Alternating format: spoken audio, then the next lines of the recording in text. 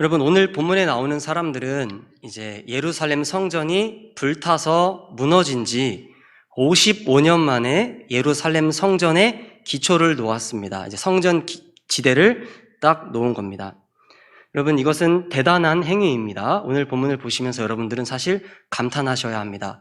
100년 전부터 하나님께서 이제 이사야 선지자나 그리고 예레미야, 에스겔과 같은 선지자들에게 예루살렘 성전이 다시 세워질 것인데 이렇게 말씀하셨죠. 세워질 것이다 라고 말씀하셨는데 오늘 본문에 나오는 사람들이 바벨론의 포로로 끌려간 이스라엘 백성들에 의해 바벨론의 포로로 끌려갔다가 돌아와서 55년 만에 이 예루살렘 성전의 기초를 지금 다시 세웠다라는 겁니다.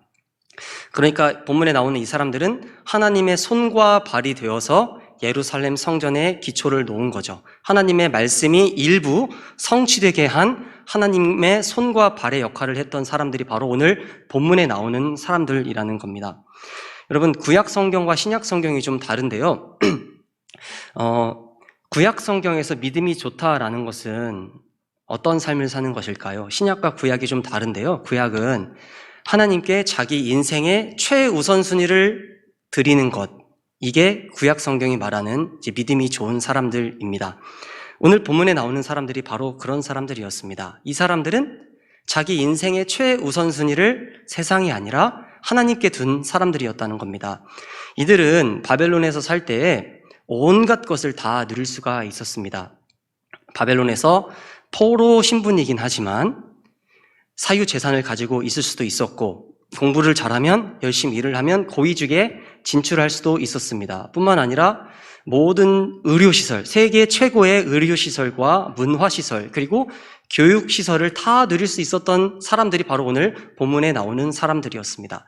그러나 이들에게는 일신상의 안일함이 중요하지 않았습니다. 왜 그렇습니까? 그들은 믿음이 좋은 사람들로서 자기 인생의 최우선순위를 하나님께 고정시킨 사람들이었기 때문입니다.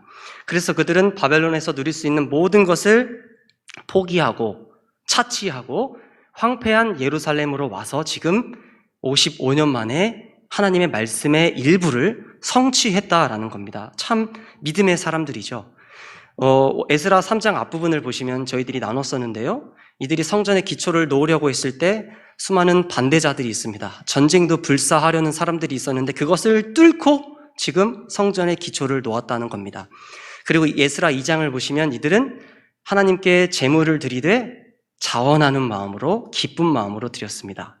예루살렘 성전 건축을 위해서 그렇게 자발적으로 엄청난 금액의 헌금을 드린 겁니다. 우리도 이제 성전 건축을 앞두고 있지 않습니까? 우리 최미경 권사님께서 기도하셨죠? 성전 건축을 위해서 기도했잖아요? 우리의 롤 모델이 바로 이 사람들이 되어야 된다는 겁니다. 자발적으로, 기쁜 마음으로 하나님의 성전을 위해서 헌신해야 한다라는 가르침을 우리가 에스라 3장에 나오는 사람들을 통해 배워야 한다는 겁니다. 그리고 이 오늘 본문의 11절을 보시면 무엇이 있습니까? 다윗이 만들었던 찬양팀이 있습니다. 찬양팀. 우리 사진을 한번 보도록 하겠습니다. 다윗이 저게 다윗이 만든 찬양대인데요. 우리 교회도 이제 찬양대 있죠. 제가 우리 교회에 와서 이제 그 예배 사회를 볼 때 이제 지하에 베델에 가서 기도를 해드리고 올라가잖아요. 그때 첫 번째 기도를 했을 때 이 말씀을 드렸어요. 여러분들은 다윗의 전통을 계승하는 자들이다. 아주 아름다운 분이십니다. 제가 축복을 해드렸는데 오늘 이 다윗이 만든 찬양팀이죠. 오늘 본문에 나오는 사람들은 바벨론에서 돌아왔는데 이미 바벨론에서부터 무엇이 있었다는 거예요? 다윗이 만들었던 찬양의 전통을 이어갔던 사람들이 바로 오늘 본문에 나오는 사람들이라는 겁니다. 그러니까 대단한 믿음의 사람들이 오늘 본문에 나오는 사람들이라는 거죠. 그런데요, 여러분, 놀랍게도 이 본문 당시보다 더 위대한 일들이 이때로부터 이전에 55년 동안 엄청난 일들이 바벨론 땅에서 있었습니다. 우리 사진을 한번 더 보도록 하겠습니다. 자, 사진을 보시고 12절을 한번 보세요. 여러분들이 가진 성경에 보면 나이 많은 족장들은 이렇게 나와 있습니다. 오늘 본문의 제목이죠. 사실 저 사진은 제가 마음에 든 사진이 아니었습니다. 나이 많은 족장들에 해당하는 관련 검색을 했는데 이렇게 이스라엘 사람들 노인분들을 찾았는데 없어가지고 요거는 사실 영화 바울입니다. 바울. 감안하시고 보시라는 거예요. 어쨌든 12절에 어떤 사람들이 나와요? 나이 많은 족장들이라는 사람들이 나온다는 거죠. 이 사람들은 어떤 사람들이었냐면 이들이 어렸을 때 아이 때 예루살렘 성전이 무너지는 것을 이들이 보았습니다. 그리고 바벨론 땅으로 이 나이 많은 족장들이 끌려갔어요. 그리고 이 55년 동안 무엇을 받는지를 제가 설명드리겠습니다. 이 55년 동안 예루살렘으로 이들이 돌아오기 전에 그 55년 동안 아주 기이한 일들이 있었습니다. 여러분 혹시 성경을 보실 때요, 이스라엘 백성들이 이제 집단적으로 긍정적으로 기록된 성경을 혹시 있으신지 아신가요? 여러분 성경 보실 때 이스라엘 백성들이 참 긍정적인 필체로 기록된 성경이 있구나 찾은 분 계신가요? 없어요? 무조건 이스라엘은 나쁜가요? 무조건 바본가요? 그렇지가 않습니다. 여러분 여호수아서를 보면요, 이스라엘 백성들이 굉장히 긍정적인 필체로 기록이 되어 있습니다. 그러니까 여호수아서가요, 이스라엘 백성들의 무엇을 보여주는 책이냐면요, 영적인 전성기를 보여주는 책입니다. 그러니까 민수기와 신명기를 지나 여호수아잖아요. 광야에서 엄청난 훈련을 통과한 이스라엘 백성들이 무엇을 맞이하냐면 영적인 전성기를 이제 맞이하는 겁니다. 여호수아서예요. 그래서 하나님께 온전한 순종을 하는 모습을 보여주죠. 크고 작은 실수가 있지만 엄청난 순종자들이죠. 그리고 전쟁에 나가면 다 한 번 빼고 다 이기지 않습니까? 그런데 그 이후로 이스라엘에는 영적인 부흥기가 없었습니다. 항상 모든 성경이 집단적인 이스라엘 백성들의 모습을 부정적으로 이렇게 기록을 했습니다. 그런데 이 여호수아 시대 때보다 이스라엘에 더 큰 영적인 부흥이 있었는데 그때가 언제냐? 바로 바벨론 땅에서 55년 동안 훨씬 더 큰, 여호수아 때보다 훨씬 더 큰 부흥의 역사가 있었다는 겁니다. 여러분 고대 시대의 전쟁은 신들의 전쟁입니다. 이 국가와 이 국가가 전쟁을 딱 해요. 이 국가와 국민들이 전쟁을 하겠죠, 장군들이. 그런데 이 전쟁은 사람과 사람끼리 싸우는 전쟁이 아닙니다. 이 전쟁은 신들의 전쟁입니다. 이 나라의 신과 이 나라의 신이 함께 싸우는 신들의 전쟁이라는 겁니다. 이 나라가 만약 이 나라를 이겨요. 그러면 이 왕이 첫 번째 어떤 행동을 하냐? 이 나라의 신전으로 들어가서 이 나라의 신전의 신상을 가지고 나옵니다. 그리고 자기 나라의 신전 안에 그 신상들을 가두어 둡니다. 여러분 이것이 어떤 행위이냐면 패배한 국민들에게 이렇게 보여주는 거예요. 얘들아, 패배한 국민들아, 이거 봐라. 너희들의 신은 힘이 없다. 너무나도 연약하다. 나약하지 않냐. 그러니 이제 너희들의 신을 버리고 나의 신을, 우리가 섬기는 신을 믿자. 이렇게 선포를 하는 거예요. 그러면 이 국민들이 어떻게 합니까? 받아들여요.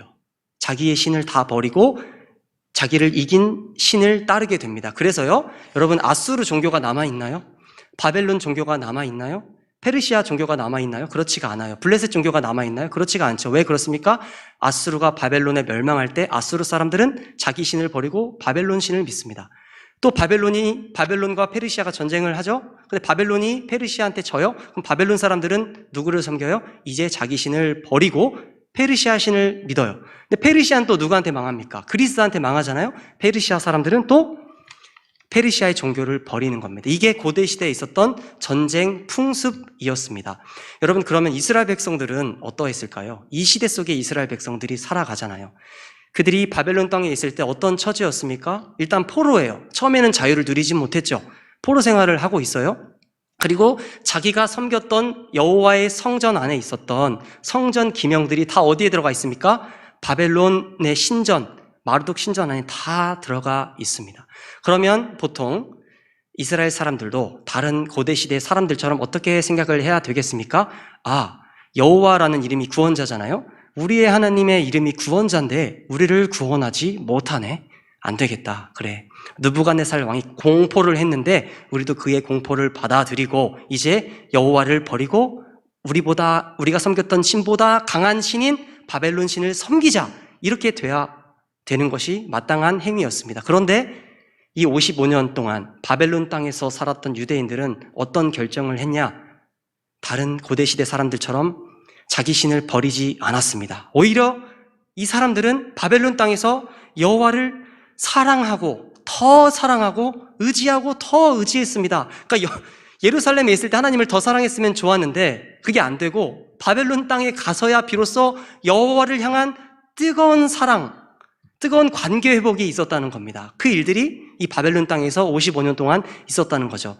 여러분 이때 일어났던 운동이요. 어떤 운동이 있냐면 말씀 운동이 있었습니다. 말씀 운동. 이때 이제 바벨론의 포로로 끌려간 유대인들의 대다수는 이제 제사장들과 서기관들이었거든요. 말씀을 좀 아는 사람들이었습니다. 그런데 이들이 하나님을 사랑하다 보니 어떻게 돼요? 여러분, 하나님 사랑하시는 분들 어떻게 신앙하게 되나요? 찬양만 좋아하게 되나요? 그렇지 않죠. 하나님을 사랑하는 사람들은 자연스럽게 하나님의 말씀을 사랑하게 되죠. 바벨론 땅에서 힘들지만 하나님을 사랑했던 이 제사장들과 서기관들은 무엇을 하게 됐냐? 말씀을 찾기 시작한 겁니다. 창세기부터 신명기까지 이 말씀을 읽고 또 이 말씀을 필사하고 또 필사하고 이 말씀을 또 자손들에게 필사하여 배부하고 또 이때 열왕기서나 그동안 예레미야 선지자나 이사야 선지자가 했던 그들이 기록한 그 책들을 다 모아서 책으로 편찬하는 역사가 이 바벨론 땅에서 일어났다는 겁니다. 그러니까 말씀 운동이 일어났다는 거예요. 얼마나 대단한 일이 그 땅에서 벌어졌나요? 예루살렘에 있을 때 오경을 더 사랑했더라면, 선지자들의 말을 더 신봉했더라면 망하지 않았을 터인데 이 바벨론 땅에 가서야 말씀에 목숨을 걸고 자녀들에게 말씀을 가르치고 그 말씀 운동이, 말씀의 부흥이 이 바벨론 땅에서 있었다는 겁니다. 제가 한 가지만 더 설명을 드리고자 하는데요. 이곳에서 어떤 역사가 있었냐면요. 비로소 수천 년 동안 하나님께서 해결하지 못한 일들을 이들이 해내는데 그것은 유일신 사상이 이곳에서 확립이 되었습니다. 그동안 이스라엘 백성들은 유일신 사상을 가지고 있지 않았습니다. 여러분, 저는 개인적으로 이제 신발을 좋아합니다. 구두를 좋아하는데요. 이제 우리 성도님들이 이렇게 가끔 사무실에 들어오세요. 사무실에 들어오시는데 저에게 또 관심 있는 분들이 있어요. 굳이 이렇게 오셔가지고 제 자리를 이렇게 보세요. 괜히 이렇게 눈을 보고 말을 하시는데 갑자기 제 자리를 이렇게 흩어보세요. 그러면서 이렇게 저렇게 보시는 분들이 있어요. 그래서 저는 두려워요. 왜냐하면 저에 대해 더 알게 돼서 저를 더 좋아하게 될까봐 참 두려운데요. 이렇게 보는 분들이 있어요. 관심을 자꾸 이렇게 표하시는 분들이 있어요. 그런데 저는 제 자리에는 뭐가 많냐면 책들도 많지만 지도가 많아요. 성도님들이 이건 뭐예요? 저건 뭐예요? 물어보시는데요. 제가 사실 좀 가식적인 것은 아니고 구석구석에 뭘 넣어뒀냐면 4켤레의 구두를 넣어놨습니다. 그러니까 제 자리 안에는 여러분들 못 보셨을 거예요. 그런데 저는 구두를 놓을 때 굉장히 똑바로 놓습니다. 왜 그러냐면 축구 선수들에게 내려오는 전승이 있는데요. 축구화를 똑바로 놓지 않으면 발목이 돌아간다. 이런 전승이 있어요. 그래서 저는 그것을 믿지는 않지만 혹시 발목이 괜히 막 부정탈까봐 그런 게 저한테 있는 거예요. 이게 뭐예요? 샤머니즘이라는 거죠. 샤머니즘. 제 친구 중에 기성용 말고도 김주영이라는 선수가 있습니다. 국가대표 대단한 선수였는데 갑자기 마지막 경기에서 우리나라에서 처음으로 자살골을 2골을 넣었어요. 연습 경기에서. 그래서 국가대표는 끝난 친구가 있어요. 근데 돈 많이 벌고 잘 나가는 친구입니다. 그런데 그 친구가 중학교 때 저와 함께 교회를 갔다 왔어요. 교회를 갔다 와서 운동을 나가자 했는데 성경책을 침대에다 딱 던지는 걸 저와 걔가 봤어요. 그 친구가. 그 친구도 성경책을 딱 던졌어요. 근데 우리가 또 무엇을 봤냐면 운동을 나가는 이 길에 찰나에 성경책이 침대에 탁 튀고 통통통 떨어지는 걸 봤어요. 그런데 신기하게도 그 친구의 발목이 그날 부러졌어요. 운동 갔다가. 점프를 떴다가 내려오면서 발목이 부러진 거예요. 여러분, 이 친구가 죄를 진 건 아니에요. 말씀에 어긋나는 행위를 하면 하나님께 치실 수 있지만 이 성경책은 종이잖아요. 그때부터 그 친구는 어떤 삶을 사는가? 성경책 하면 금과 옥조로 그냥 놓지 않아요. 종이 깔고 뭐 같은 거 깔고 이렇게 성경책을 놓는 거예요. 근데 이런 샤머니즘이요. 저와 그 친구에게만 있는 것이 아니라 바로 여러분들에게도 있습니다. 어떤 분들은 자녀들이 수능 볼 때 구글 안 해줘요. 말아먹을까봐. 그런 분들이 우리 교회에 실제로 제가 있다고 제가 확인을 어떤 분, 저분이에요. 있어요. 저분 있어요. 그런 분이 있습니다. 그리고 여러분들 중에는 갑자기 감기에 걸리면은 코로나인가 하면서 거기까지 생각하는 건 아주 긍정적인데 거기에서 멈추지 않고 내가 기도를 하지 않아서 그런가? 코로나 검사도 받지 않으시고 다음날 새벽 기도에 나오시는 분이 있어요. 약을 먹고 쉬셔야 되는데 그럴수록 기도에 목말라 하시는 분들이 있어요. 이게 다 뭐냐면요. 신앙이 없다는 게 아니라 인간은 영혼이 있어서 그런지 몰라도 이런 샤머니즘적인 면이 있다라는 거예요. 그런데 고대 시대에는요. 이런 샤머니즘이 우리와 비교가 되지 않을 만큼 많았습니다. 왜 그러냐? 고대 시대에는 해와 달과 별과 이 세상에 눈에 보이는 죄다 뭐였냐면 신이었어요. 신.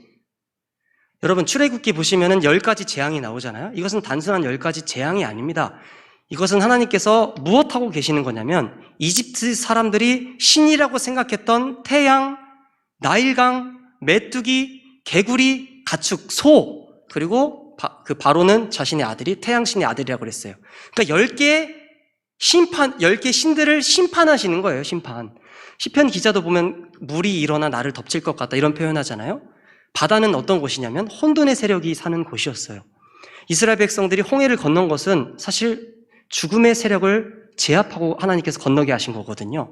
그러니까 고대 시대에는 이 모든 것들이 신들이었어요. 하나님께서 수천 년 동안 나만 신이다, 나만 신이다 이렇게 말씀을 하셨는데 모세나 다윗과 같은 아론과 같은 주님의 종들은 알았죠. 다른 신이 없다는 것을 알았는데 고대 시대의 그 상황은 모든 게 신이니까 이스라엘 백성들은 아무리 가르쳐도 이 유일신 사상이 들어가지가 않는 거예요. 아무리 말해도 모르는 겁니다. 그래서 여호와, 즉 구원의 하나님도 믿고 구원을 받았으니 뭐가 필요해요? 잘 살고 싶잖아요. 윤택의 신, 바알과 아세라도 섬기게 되는 겁니다. 그러니까 유일신 사고가 들어가지 않아요. 그런데 이 유일신 사고가 확립된 것이 어디냐면 바벨론 땅이라는 겁니다. 바벨론 땅. 이 55년 동안 이스라엘 사람들은 딱 채택을 한 겁니다. 이 세상에 신은 여호와 하나님밖에 없다. 수천 년 동안 해결되지 않은 문제가 바벨론 땅에서 일어났다는 거예요. 여러분, 그래서요, 이제 바벨론에서 돌아온 이스라엘 백성들이 어떻게 살았는지를 보여주는 구약 성경이 있잖아요. 에스라, 느헤미야, 그리고 학개, 말라기, 에스더 이런 책들 보면요, 우상을 숭배했다는 성경 구절은 한 구절도 없어요. 신약에도 그렇죠. 예수님께서 바리새인, 사두개인을 정죄하는데 우상을 숭배하는 모습이 안 나오잖아요. 왜요? 이 문제가 해결되었기 때문에 그런 거죠. 그런 이 바벨론 땅에서 얼마나 아름다운 일이 있었습니까? 화뇏 점정이 뭡니까? 그들이 바벨론에서 살았던 그 사람들이 고레스가 딱 칙령을 내렸을 때 그 칙령은 단순한 인간 왕이 하는 말이 아니라 저 칙령은 하나님께서 예레미야 선지자에게 하신 약속이다. 그러니 우리는 그 하나님의 말씀이 성취되는 현장에 우리가 가진 모든 것을 포기해서라도 그 땅에 가야 한다. 이런 믿음을 이들이 오늘 본문에 나오는 사람들이 가졌다라는 겁니다. 여러분, 그렇다면 이 55년 동안 그 위대한 믿음의 사람들이 어떻게 그런 아름다운 믿음을, 아름다운 지혜를 가질 수 있었을까요? 그것은 그들에게 롤 모델들이 있었기 때문입니다. 이스라엘 역사를 보시면 이들이 본받았던 믿음의 영웅들이 너무나도 많습니다. 오늘 특히 이 바벨론에서 살았던 유대인들에게 가장 큰 영향력을 미쳤던 4명의 사람들을 제가 설명을 해드리도록 하겠습니다. 첫 번째 사람들은요, 이제 두 사람, 부부입니다, 부부. 한번 따라해 보실까요? 여호야다, 여호세바. 여호야다와 여호세바입니다. 여호야다는 남유다의 대제사장이었고, 여호세바는 그의 아내였습니다. 그런데 이 여호세바는 누구의 딸이었냐면 아달랴의 딸이었는데, 모르시는 분들은 내년에 성장반 다시 꼭 들으시기를 예수님의 이름으로 축복합니다. 아달랴 알아야 되죠? 아달랴의 딸이었다는 거예요. 근데 아달랴는 누구의 딸이냐? 바로 이세벨의 딸이었습니다. 이 세상에서 가장 악한 여인, 성경에 나오는 가장 악한 여인을 한 명 뽑자면 이세벨이죠. 그러니까 여호세바는 이세벨의 손녀였다라는 거예요. 그런데 이 아달랴, 즉 여호세바의 어머니였던 아달랴가 남유다의 왕이 되고자 누구를 죽이기 시작했냐면 다윗의 모든 후손들을 죽이기 시작했습니다. 왜요? 다윗의 후손들을 다 끊어내면 다윗의 씨가 마르면 어떻게 돼요? 자기가 남유다의 왕이 될 수 있을 거라고 생각했기 때문입니다. 그래서 다 죽여요. 그런데 딱 한 명은 죽이기를 실패합니다. 우리 사진을 한번, 여호세바 사진을 한번 보여주시면 감사하겠습니다. 여호세바. 그 다음 사진입니다. 다음 사진. 저 아이가요, 1살짜리 아이인데요. 바로 요아스입니다. 요아스. 다윗의 후손. 그리고 저 여인은 여호세바죠. 여호세바. 대제사장의 아내 여호세바.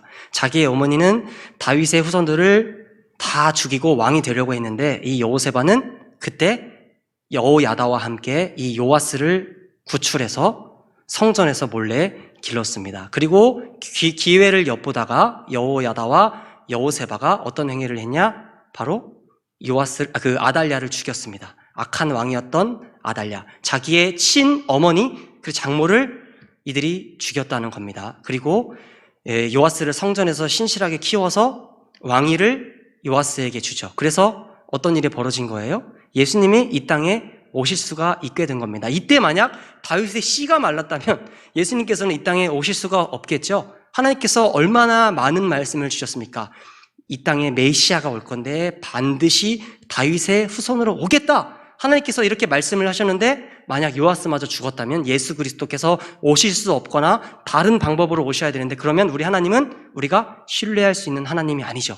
이 일을 누가 했다고요? 바로 여호야다와 여호세바가 했다라는 겁니다. 예, 두 번째 인물은 요아스입니다. 요시야입니다. 요시야. 여러분 요시야 하면은 이제 종교 개혁을 떠오르셔야 합니다. 열왕기서를 보면 다윗과 비교가 되지 않을 만큼 더 우월한 왕이 바로 요시야였습니다. 종교 개혁을 해 나가죠. 남유다의 종교 개혁, 남유다 왕이지만 남유다에서만 일하는 것이 아니라 북이스라엘과 갈릴리에까지 가가지고 우상을 숭배하는 신당들, 산당들을 다 허물고 온 이스라엘 백성들이 하나님만을 바라볼 수 있게 했던 인물이 바로 이 요시야 왕이죠. 그리고 이스라엘 백성들에게 무엇을 보여주냐? 회개의 전형을 보여줍니다. 진짜 회개가 무엇인지를 보여주는 거예요. 몸과 옷을 찢고 금식하면서 통곡하는 회개를 이스라엘 백성들에게 보여주고 또 말씀에 합당한 삶을 살았던 사람이 바로 요시야죠. 세 번째 인물은 마지막 인물인데요. 제가 설명드릴 마지막 인물인데 이 사람은 예레미야입니다. 이제 예레미야 하면 이제 선지자, 눈물의 선지자라고 알려져 있죠. 여러분 오늘 집에 가셔서 댁에 돌아가셔서 예레미야 7장을 좀 읽고 주무세요. 예레미야가 어떻게 설교하시는지를 한번 묵상해 보시기 바랍니다. 수많은 사람들에게 어떤 말씀을 하는지 끝도 없이 하나님의 말씀을 신실하게 전했던 사람이 바로 예레미야죠. 그를 막을 수 있는 사람이 없었습니다. 그를 아무리 세게 구타해도 그를 지네와 불전갈이 있는 뱀이 있는 그 구덩이에 가둬놔도 굴복하지 않고 끝까지 하나님의 말씀을 전했던 인물이 바로 예레미야죠. 그러니까 바벨론에서 55년 동안 그 믿음의 사람들이 누구를 본받았다는 거예요? 이 4명의 사람들을 본받고 그들을 롤 모델 삼아서 신앙생활을 했다라는 겁니다. 여러분 그런데 제가 이 4사람들만 뽑은 이유가 있습니다. 오늘 그 55년 동안 있었던 사람들 그리고 오늘 본문에 나오는 사람들과 매우 흡사하기 때문입니다. 여러분 이 4명의 사람들에게는 명확한 한 가지 공통점이 있습니다. 그것이 무엇이냐면 이들은 자신들이 누릴 수 있는 권세를 스스로 포기하는 사람들이었다라는 겁니다. 내가 누릴 수 있는 것을 자발적으로 스스로 포기한 사람들이 바로 이 4명의 사람들이었다는 거예요. 자, 여러분 여호야다와 여호세바를 한번 묵상해 보시기 바랍니다. 여호야다는 왕의 사위죠. 여호세바는 왕의 딸입니다. 아달랴는 아들이 없어요. 만약 여호야다와 여호세바가 아달랴가 남유다에 있는 다윗의 모든 후손들을 죽일 때 눈 한번 딱 감았다면 어떤 길이 열립니까? 단순한 꽃길이 열리는 게 아닙니다. 금멸관을 쓰는 길, 세상 모든 권세, 부귀, 영화를 누릴 수 있는 그 길이 여호야다와 여호세바에게 기다려지고 있었습니다. 눈 한 번만 딱 감으면 남유다의 왕이 될 수 있죠. 대제사장이니 종교권을 가지고 있고 또 이제 정치권만 가지면 그 어떤 왕보다 더 큰 권세를 누릴 수 있었는데 여호야다와 여호세바는 그 세상적인 영광의 길을 가지 않았다는 겁니다. 왜 그렇습니까? 그들은 이 세상에서 모든 권세를 누리는 것보다 그들은 하나님을 자신들의 인생의 최우선순위로 삼는 사람들이었기 때문이죠. 날마다 요아스를 숨기고 요아스를 기를 때 이들이 얼마나 조마조마했겠습니까? 그러나 이들에게는 그런 것들이 두렵지가 않았어요. 왜요? 그들은 세상에서 누리는 모든 것들보다 하나님께 자기 인생의 최우선순위를 드리는 사람들이었기 때문입니다. 여러분 오늘 본문에 나오는 사람들을 한번 보세요. 누구와 닮았나요? 자신들이 바벨론 땅에서 누릴 수 있는 모든 것을 포기하고 오잖아요? 누구를 닮은 거예요? 여호야다와 여호세바를 닮은 겁니다. 여러분 요시야도요 정말 위대한 왕입니다. 여러분 남유다 왕들이 어떻게 통치를 했나요? 솔로몬이요? 예루살렘 성전은 7년 만에 완공했지만 자기 왕궁을 어떻게 지었습니까? 성전 옆에다가 성전에 있는 제사장들 견제하려고 짓고 성전보다 더 화려하게 짓잖아요? 솔로몬의 후예들, 남유다의 왕들, 북이스라엘의 왕들이 어떻게 정치를 했나요? 틈만 나면 왕궁을 지으려고 했죠. 전쟁 중에도 왕궁을 짓고 수많은 여자를 거느리고 수많은 음식으로 자신들의 배를 불리고 호식했던 사람들이 이스라엘의 왕들이죠. 그러나 요시야는 그런 삶을 살지 않았습니다. 왕궁을 개축하기보다는 성전을 청결하게 하는 일을 했던 사람이 요아스이고, 하루도 쉬지 않고 일했던 사람이 요아스입니다. 남유다에 있었던 산당들을 다 허물자 무엇합니까? 굳이 가지 않아도 될 북이스라엘 지역, 그리고 북이스라엘의 끝지방인 갈릴리까지 가서 일했던 사람이 바로 요시야라는 거예요. 그는 다른 왕들처럼 누릴 수 있는 모든 권리를 자발적으로 포기하며 살았던 사람이었다는 겁니다. 오늘의 본문에 나오는 사람들과 매우 닮았죠. 내가 누릴 수 있는 것을 포기했던 요시야. 예레미야는 또 어떤 사람입니까? 전 예레미야만 생각하면은 제 마음이 좀 아파요. 여러분, 이사야 선지자는 그래도 좀 부러워요. 어떤 게 부럽냐면, 물론 므낫세 치하에서 순교를 당한 것은 부럽지 않은데요. 뭐가 부럽냐면, 이 이사야 선지자는 대단한 인기가 있는 선지자였습니다. 아수르가 이스라엘로 진격해 왔죠. 그래 라기스나 이스라엘에 있는 모든 땅들을 다 점령했습니다. 한 곳 빼고요. 그 한 곳이 어디였습니까? 해발 800m 높이에 세워져 있는 예루살렘이었죠. 예루살렘 빼고 다 이스라엘이 멸망한 겁니다. 근데 이들이 예루살렘을 공격하고 싶었지만 너무 높은 데 있어서 쉽게 공격을 하지 못했고 굶어 죽이는 전술을 이렇게 했어요. 다 감싼 거예요. 히스기야는 이때 벌벌벌벌 떨고 있었습니다. 그런데 하나님께서 이사야 선지자에게 신탁을 주셨죠. 어떤 신탁입니까? 너의 왕이 기도하면 이스라엘은, 남유다는 살 수 있다. 그래서 이사야 선지자가 히스기야에게 가가지고 왕이시여 기도하옵소서 하잖아요. 그러니까 히스기야 선지자가 이 이사야 선지자의 말에 순종하여 기도를 합니다. 눈을 뜹니다. 다음날 어떤 일이 벌어졌습니까? 하나님께서 아수르 군인들을 치셨는데 18만 5천 명이 즉사했죠. 이 이야기는 성경에만 나오지 않죠. 그리스의 역사가 헤로도토스에 그래도 이 이야기가 담겨져 있죠. 그러니 이 이사야 선지자의 인기가 어떠했을까요? 히스기야보다 이사야 선지자가 딱 지나가면 이스라엘 사람들이 껌뻑 죽는 겁니다. 저 선지자는 하나님의 어전회의에 들어가서 스랍들도 만나고 하나님 말씀을 받는 분이야. 저분이 말한 대로만 하면 우리는 이전처럼 구원받을 수 있어! 이러면서 이사야 선지자는 대단한 인기를 누렸던 사람이죠. 그런데 예레미야를 보십시오. 예레미야의 생에 기적이 있었나요? 그가 따뜻한 말을 하던가요? 그렇지가 않죠. 희망을 주긴 하지만 날마다 예레미야가 하는 설교를 보면 저도 읽다가 진력이 나버려요. 아유, 한두 번 그렇게 회개를 선포해야지 어떻게 그렇게 수백 단어, 수천 단어, 수만 단어를 쓰면서 계속 회개하라고 하는가. 그러니까 예레미야는 이런 사람이었다는 겁니다. 예레미야도 천사와 하나님과 어전회의를 참여하는 사람이었습니다. 대단한 권세를 누리는 사람이었어요. 그러나 예레미야는 단 한 번도 얘들아, 나는 하나님의 어전회의에 들어가서 하나님을 대면한 사람이다. 하나님의 말씀을 내가 안다. 그리고 율법을 좀 달콤하게 전하면서 선지자로서 인기를 누리지 않고 날마다 힘든 길, 즉 자기가 누릴 수 있는 그 권세와 권위를 다 내려놓는 사람이 바로 예레미야였다라는 겁니다. 이 네 명의 사람들이 너무 똑같아요.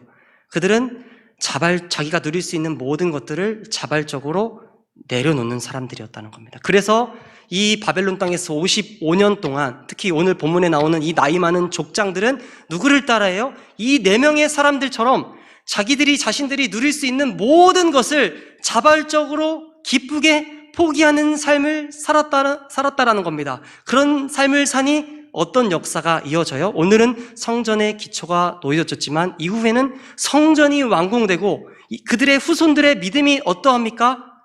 대단한 믿음의 역사, 수많은 사람을 살리는 역사가 이 사람들을 통해 일어났다라는 겁니다. 사랑하는 여러분, 저와 여러분들은 막중한 사명을 지닌 존재들입니다.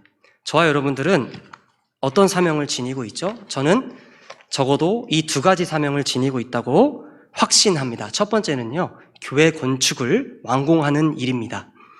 이제 다 부셨죠, 옆에. 아파트들이 다 완공되기 전에 우리는 교회 건축을 완공해야 돼요. 제가 2주 전에 기억이 나는데 새벽기도 설교하기 전에 저는 믹스커피를 한 잔 마시고 내려가거든요. 근데 믹스커피를 딱 타고 다 마시고 제 거울을 보는 순간 제가 이런 말을 저도 모르게 했어요. 똑같이 해볼게요. 딱 다 마시고, 야 임마, 너 임마 이렇게 좋은 교회에서 사역하는데 너 진짜 너 정말 감사하지 않고 너 임마 그러면은 너 진짜 개 자식이다. 이렇게 제가 저한테 말을 했어요. 예, 교회 김포제일교회 이보다 좋은 교회는 저는 없다고 저는 생각해요. 확신해요.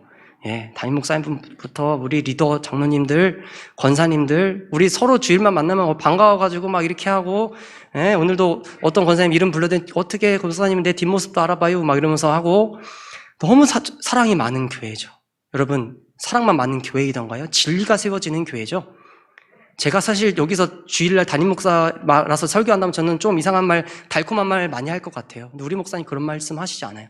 오직 진리만 전하시죠. 그건 담대함이거든요. 저는 그렇게 못할 것 같아요. 조금 이렇게 해가지고 좋은 말도 막 할 것 같은데 우리는 그런 교회가 아니에요. 저 빼고 다 그런 달콤한 말 아무도 안 해요. 저는 조금 솔직히 한 번씩 할 때 있어요. 설교할 때는 안 하고 신방 가서만, 여기서는 안 하죠. 이뿐만이 아닙니다. 우리 교회 다음 세대 사역자들 얼마나 뛰어난 분들인지 모릅니다. 저는 이 교회에 정말 빛이 많아요. 여기 와서 저희 가정은 더 행복해졌고 저의 삶도 너무나도 윤택해졌어요. 너무 행복해요. 일하는 게 어렵지가 않아요. 힘들지가 않아요. 너무 기뻐요. 예? 그리고 밤에 막 성도님들 만나면 어저께도 5명의 어떤 분들을 만났는데 막 반가워가지고 저도 막 거기 끼고 싶더라고. 막 같이 있고 싶더라고. 성도님 너무 사랑 많아요. 교육자들도 너무 교육부 특히 너무 실력이 좋아요. 그런데 다른 분들이 이걸 모른다는 거예요. 우리 교회 제 친구도 왔다가 교육부실 갔다가 그냥 돌아간다는 거예요. 왜 그러냐는 거예요. 왜 이렇게 화장실이 냄새 난다는 거예요. 너무 슬펐어요. 우리가 이렇게 좋은 교회인데 외형적인 것 때문에 우리 교회의 찬맛, 소금의 그 맛, 독특한 맛, 아름다운 그 맛을 저들이 알지 못하는 김포에 얼마나 많은 사람들이 있는가 보면서 마음이 너무 아픈 거죠. 여러분, 우리는 막중한 사명을 지녔죠.